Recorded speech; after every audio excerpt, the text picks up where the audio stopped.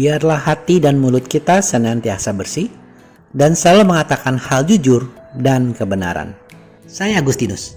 Selamat datang pada channel Touching Heavens, tempat kita mengenal dan belajar kebenaran firman Tuhan dalam Alkitab. Karena Alkitab membimbing hidup kepada Kristus. Mohon like dan subscribe untuk membantu channel ini bertumbuh dan firman Tuhan semakin diwartakan. Pada kesempatan hari ini, kita membahas seorang tokoh di Perjanjian Baru yang namanya Tertulus. Namanya agak lucu. Kalau di bahasa Indonesia artinya menjadi orang yang paling tulus karena tertulus.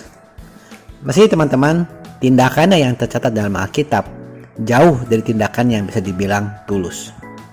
Nah, Tertulus ini tercatat dalam Alkitab pada Kisah Para Rasul bab 24, tepatnya pada ayat 1 hingga ayat 9.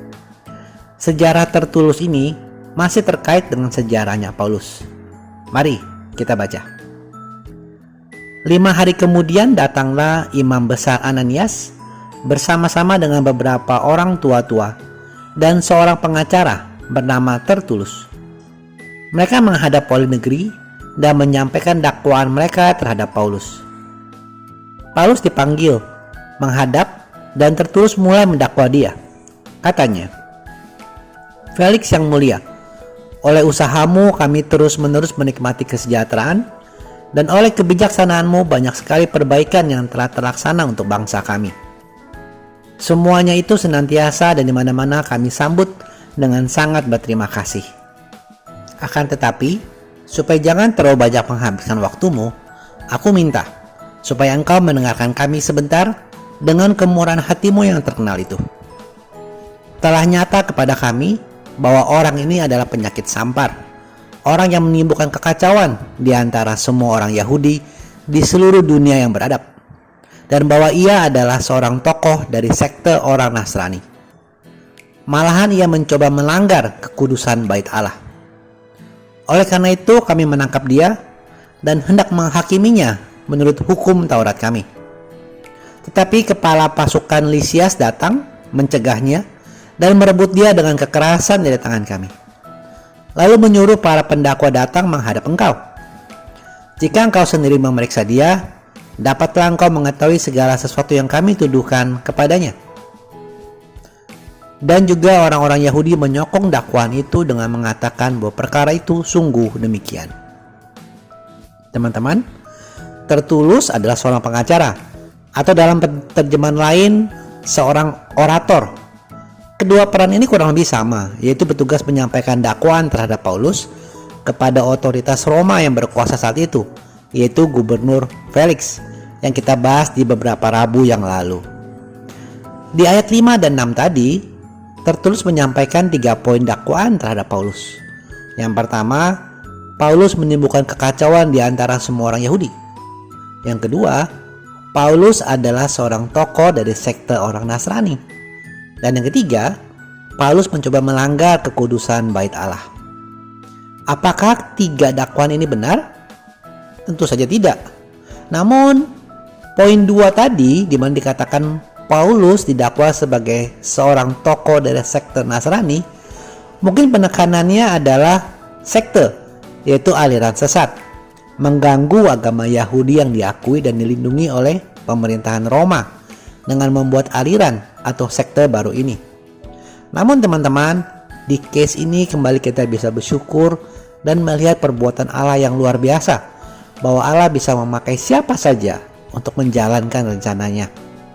Di sini Tertulus adalah orang yang pertama kali menggunakan kata Nasrani. Artinya adalah pengikut ajaran-ajaran Kristus Yesus yang diambil dari kata Nazaret.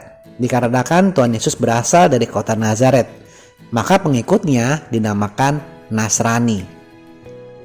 Kata Nasrani ini kita kenal, bahkan kita gunakan sampai saat ini. Karena diucapkan oleh Tertulus di sidang resmi Roma itu kurang lebih 2000 tahun yang lalu. Jadi kita bisa bilang bahwa kata Nasrani diviralkan oleh Tertulus. Sedikit kembali kita mengenal Tertulus. Nama Tertulus ini adalah nama seorang Romawi.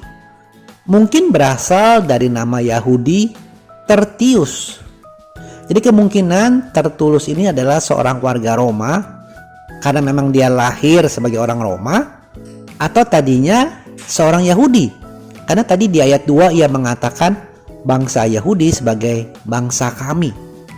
Mungkin saja Tertullus berhasil mendapat hak sebagai warga Roma karena prestasi atau koneksi.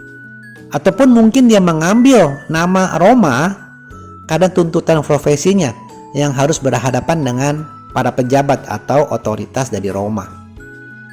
Teman-teman, nanti Anda bisa baca ya ayat 10 sampai 21 di mana tercatat pembelaan Paulus atas dakwaan bangsa Yahudi yang disampaikan oleh Tertullus.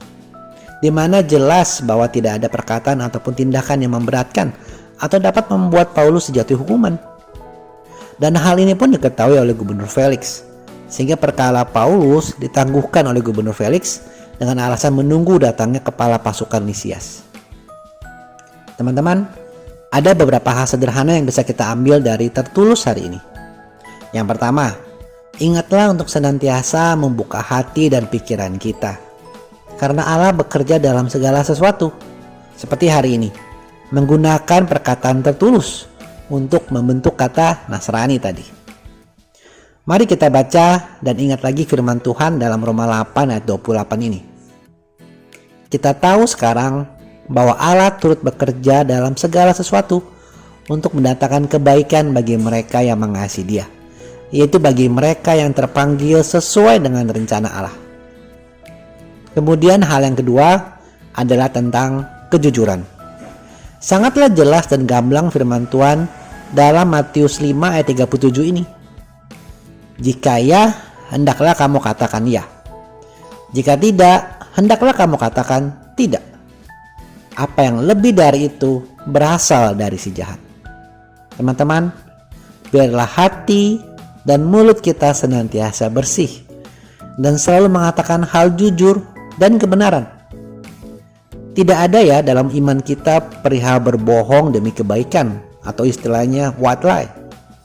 Karena saat kita memilih untuk berbohong, di saat itu si jahat berkuasa. Dengan iman dan kejujuran, kita jalani hari dan memilih perkataan untuk memuliakan Tuhan dalam segala aspek kehidupan kita. Terima kasih sudah menyaksikan. Sampai bertemu pada video Kenal Alkitab Rabu depan. Kasih karunia Tuhan Yesus Kristus menyertai Anda semua. Amin.